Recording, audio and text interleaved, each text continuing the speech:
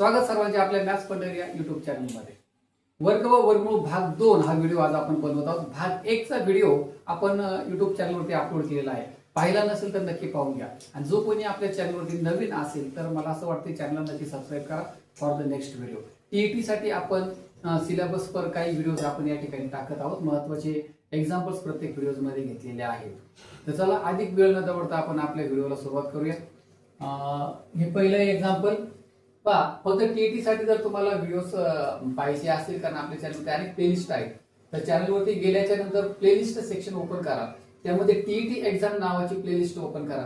त्यावर तुम्हाला स्पेशली फक्त टीईटीच्या सिलेबसवर डिपेंड एक्झाम्पल्स पाहायला मिळतील, व्हिडिओज पाहायला मिळतील। तर चला आपण सुरुवात करूया। पहिलं एक्झाम्पल पहा, 0.09 चे वर्गमूळ अधिक 0.49 चे वर्गमूळ बरोबर किती। आता आपल्याला 9 चं वर्गमूळ माहिती आहे। 9 चं वर्गमूळ आहे 3। दोन घरे आहेत दशांश चिन्हानंतर, इथे एकच घर द्या दशांश चिन्हानंतर वर्गमूळ काढता। अधिक पहा 49 चे वर्गमूळ 7, दशांश चिन्हानंतर दोन घरे, इथे एकच घर द्या वर्गमूळामध्ये। 0.3 अधिक 0.7 1.0, दोघांची बेरीज दिली 1.0। 1.0 म्हणजेच 1।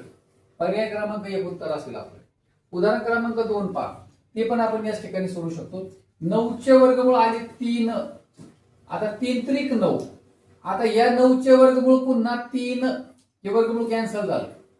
आता 3 त्रिक 9, पुन्हा या 9 चे वर्गमूळ, हे वर्गमूळ चिन्ह आहे, हे वर्गमूळ आता काय कॅन्सल होईल। आता 9 चे वर्गमूळ 3, 3 त्रिक 9, हे 9 चे मोठं वर्गमूळ। आता 9 चे वर्गमूळ 3, पर्याय क्रमांक 2 उत्तर येईल आपलं। चला नेक्स्ट एक्झाम्पल पाहू आपण। उदाहरण क्रमांक 3 ला आपण सुरुवात करूया। एका साहित्य संमेलनास जितके सभासद आले होते तितके रुपये प्रत्येक सभासदाने अध्यक्ष निधीस दिले। आता याचा अर्थ काय होतो पहा, सभासदांची संख्या घेऊया आपण आणि इथं रुपये। समजा एक्स सभासद आले असतील, साहित्य संमेलनात एक ठराविक संख्या असेल तर प्रत्येक सभासदाने एक्स रुपये दिले, असा त्याचा अर्थ होतो। अध्यक्षांनी त्यात काय केलं, स्वतःचे 1000 रुपये घातले आणि याच्यामध्ये अध्यक्षांनी स्वतःचे 1000 रुपये घातले आणि एकूण 7400 रुपये इमारत फंडास देणगी दिली। तर संमेलनास किती सभासद आले होते, या सभासदांची संख्या काढायची, म्हणजे आपल्याला एक्स ची संख्या काढायची। आता सुरुवातीला एक्स गुणिले एक्स, या ठिकाणी सभासदांची रक्कम जमली पहा एक्स वर्ग, एक्स गुणिले एक्स एक्स वर्ग। त्याच्यामध्ये अध्यक्षांनी घातले 1000 रुपये आणि असे एकूण झाले 7400 रुपये। अशा प्रकारचे समीकरण तयार होईल। आता 1000 रुपये इकडे वजा करा 7400 मधून, म्हणजे काय मग एक्स वर्ग बरोबर 6400 आणि म्हणून एक्स बरोबर वर्गमूळ काढायचं। 64 चं वर्गमूळ 8, 2 शून्याच्या ऐवजी 1 शून्य घ्या। एक्स बरोबर 80, सभासदांची संख्या 80 आणि प्रत्येकाने 80 रुपये दिले असा त्याचा अर्थ होतो। म्हणजेच या ठिकाणी सभासदांची संख्या येईल 80। पर्याय क्रमांक 4 उत्तर येईल आपलं। उदाहरण क्रमांक 4 पाहूया आपण। पहा 3 सारखंच हे उदाहरण आहे, थोडासा बदल आहे। एका पेटीत जेवढ्या फरशा होत्या, पहा फरशांची संख्या आपण घेऊया, एका पेटीतल्या तेवढ्याच पेट्या आणि इथं पेट्यांची संख्या घेऊया आपण।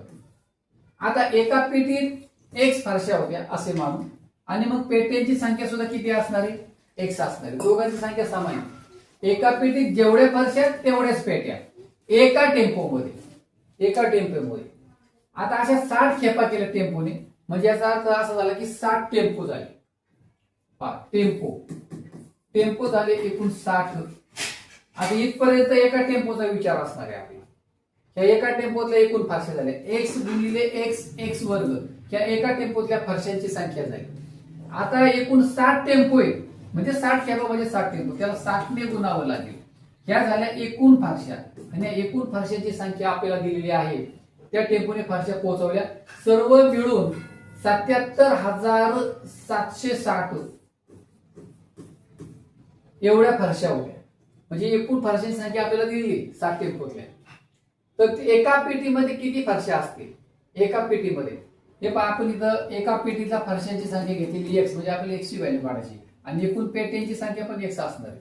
या एका पेटीतल्या फारशा आपण एक्स मानलेले आहे.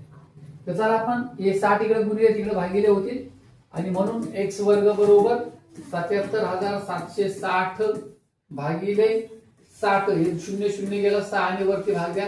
6 1 6, 6 दुने 12, 5 उरले 57 झाले, 6 9 54, 3 उरले 36 झाले, 6 6 36.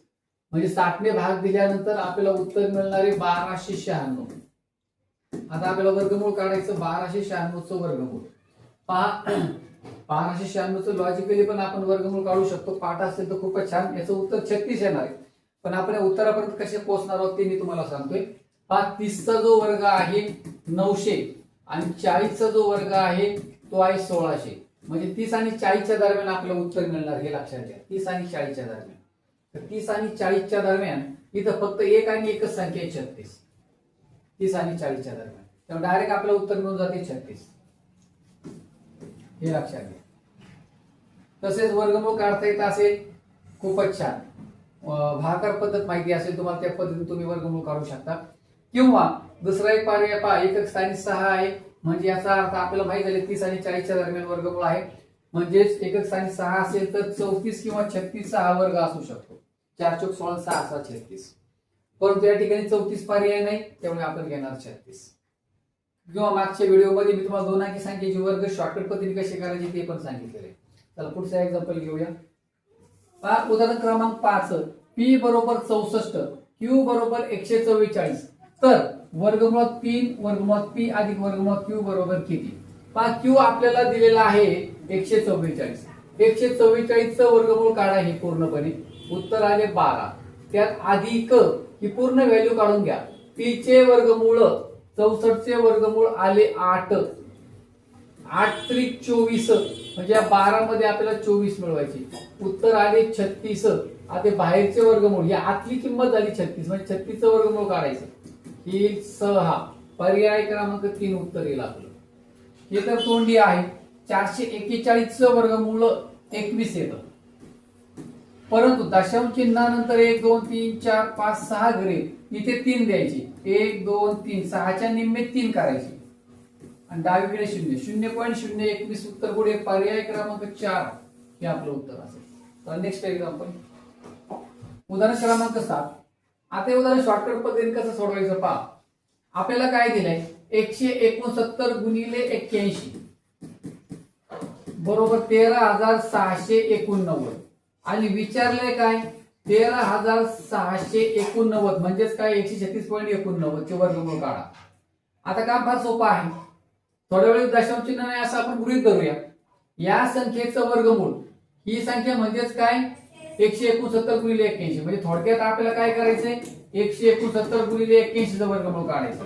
169 चं 13 आणि 81 चं 9. 13 9 117 वर्गमूळ आलं 117. परंतु दशांश चिन्हाच्या उजवीकडे 2 घर आहेत त्यामुळे वर्गमुळामध्ये फक्त उजवीकडे 1 घर जाईल. 11.7 उत्तर येईल आपलं. तिथेच उत्तर असते फक्त आपल्याला ते काढता आलं पाहिजे. तर उदाहरण क्रमांक 8 पाहूया आपण.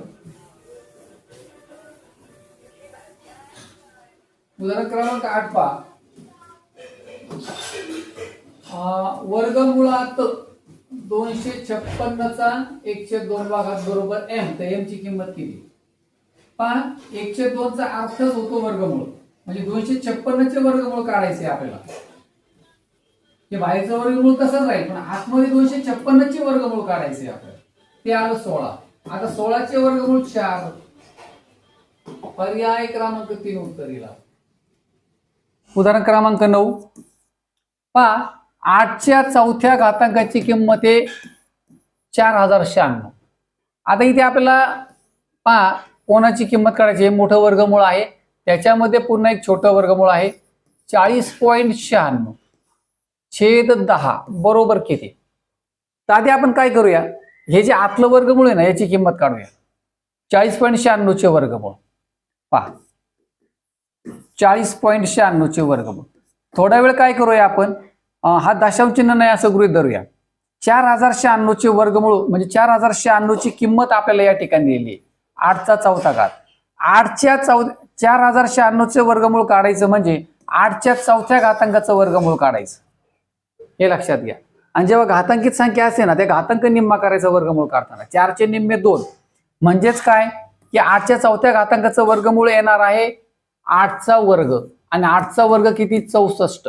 म्हणजे याचा अर्थ असा झाला की 4096 वर्गमूळ आले 64. हे लक्षात घ्या. परंतु आता आपण दशांश चिन्हाचा विचार करणार आहोत. उजवीकडे 2 घर आहेत. 2च्या निम्मे 1 वर्गमूळ काढताना 1 घर निम्मे करायचे. 4 घरं असतील इथे 2 घ्यायचे. इथे 6 घरं असतील 6च्या निम्मे 3 इथे 3 घरे उजवीकडे घ्यायची. म्हणजे याच्या निम्मे करायचे. इथे उजवीकडे 2 आहे इथे 1. इथे उजवीकडे 4 असले इथे 2. इथे उजवीकडे 6 असले इथे 3. याप्रमाणे म्हणजे 6.4 किंमत आली आपल्याला या वर्गमूळाची. 6.4. तर आपण या ठिकाणी 6.4 टाकूया. हे बाहेरचं वर्गमूळ तसंच राहील. 6.4 हे खालचे 10. आता 10ने लगेच इथे भाग देऊन घ्या.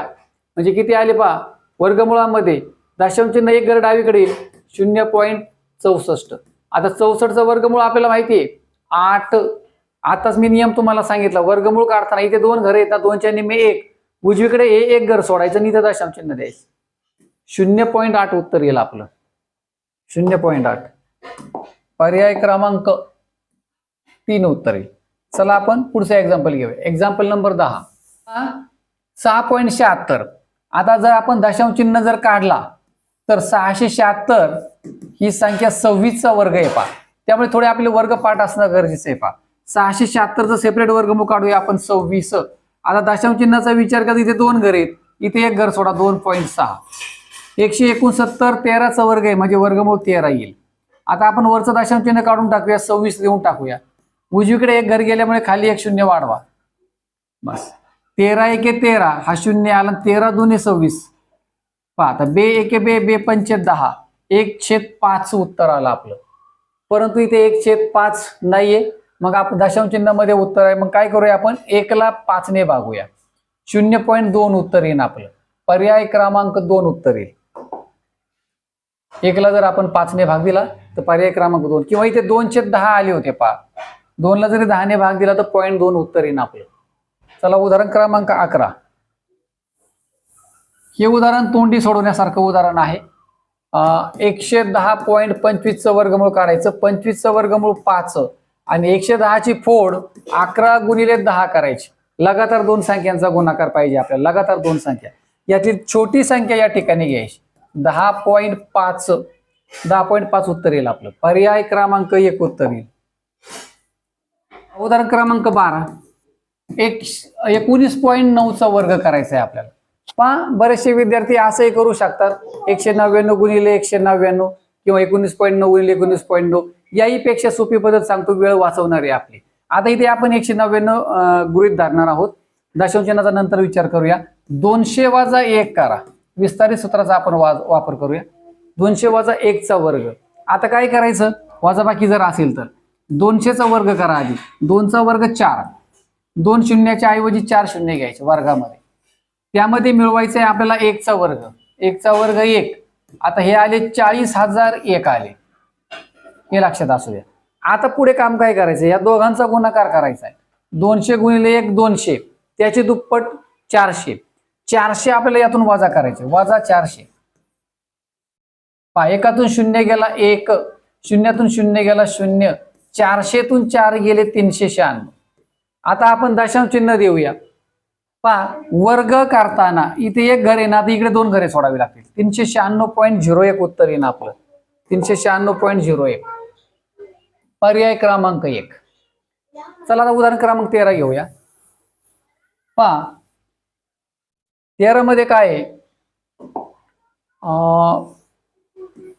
पहा एमचा घन घ्यायचा आहे आपल्याला आणि इथे वर्गमुळामध्ये एन आहे. आता यांची किंमत दिली आपल्याला 144. आता इथे जर आपण 144 टाकले तर 144चं वर्गमूळ आलं 12. एमची व्हॅल्यू दिली 64चं. 64चं घनमूळ आहे 4. 12 आणि 4 16 झाले. 16चे वर्गमूळ 4. पर्याय क्रमांक 2 उत्तर येईल आपलं. चला पुढचं एक्झाम्पल. उदाहरण क्रमांक 14. x ची किंमत 31 y ची 36. पुढे थोडंसं कन्फ्यूज करण्यासाठी असे एक्झाम्पल दिलेले असतात. x वजा वर्गमुळात y चे वर्गमूळ बरोबर किती. आता आपण यामध्ये किमती टाकूया. x वजा वर्गमुळात वाय ची किंमत दिली आपल्याला 36 आहे, ते 36 टाकूया आणि ते x ची पण किंमत टाकून घेऊया 31. 36 चं वर्गमूळ आलं 6. 31 वजा 6, 31 मधून 6 गेले 25. 25 चे वर्गमूळ 5. पर्याय क्रमांक 2 उत्तर येईल आपलं. आता उदाहरण क्रमांक 12 पहा. हे कॅल्क्युलेशन मेथड्स आपल्याला चेक केल्या जातात यातून की आपल्या कॅल्क्युलेशन मेथड्स किती स्ट्रॉंग आहे हे लक्षात घ्या. आता याच्यामध्ये पहा 15वं एक्झाम्पल पहा. आता वर्गमुळात 81 ह्या मोठ्या वर्गमुळाच्या बाहेर आहे हे लक्षात घ्या, त्यामुळे ते आपण बाहेर लिहिणार आहोत वर्गमुळात 81. आता इकडे पहा 2 वर्गमुळात 3p, 2 वर्गमुळात 3p बरोबर, आणि ही पूर्ण व्हॅल्यू आपल्याला काढायची आहे. त्या 2q मिळवायचे आपल्याला, याप्रमाणे पुढे जायचंय. चला आता आपण एक एक व्हॅल्यू टाकूया. 2 वर्गमुळात 3 हे वर्गमूळ घेऊया आपण. 3 गुणिले p ची व्हॅल्यू किती? 12. 12 त्रिक 36 अधिक 2 गुणिले q ची किंमत 26 आहे. 26 दुने 52 आले. q ची किंमत 26, 26 दुने 52 आले. 36 चं वर्गमूळ 6, 6 दुने 12 आले. 12 अधिक 52 बरोबर, वर्गमुळामध्ये आले 52 आणि 12 64 अधिक हे बाहेरचे वर्गमूळ 81 बरोबर. पहा आता 64 चे वर्गमूळ आले 8 आणि 81 झालं 9. 9 8 17. पर्याय क्रमांक 2 उत्तर येईल आपलं. चला विद्यार्थी मित्रांनो, अशा प्रकारे आपण 2 भाग वर्ग आणि वर्गमूळ यावर आधारित घेतले. महत्त्वाचे एक्झाम्पल्स आपण दोन्ही व्हिडिओज मध्ये घेतले. मला पूर्ण खात्री हे एक्झाम्पल तुम्हाला नक्की परीक्षेमध्ये उपयोगी ठरतील. अजूनही कोणी चॅनलला सबस्क्राईब केलं नसेल तर नक्की चॅनलला सबस्क्राईब करा फॉर द नेक्स्ट व्हिडिओ. तर चला पुन्हा एकदा भेटूया अशाच एका व्हिडिओ सोबत. तोपर्यंत नमस्कार. Thanks for watching.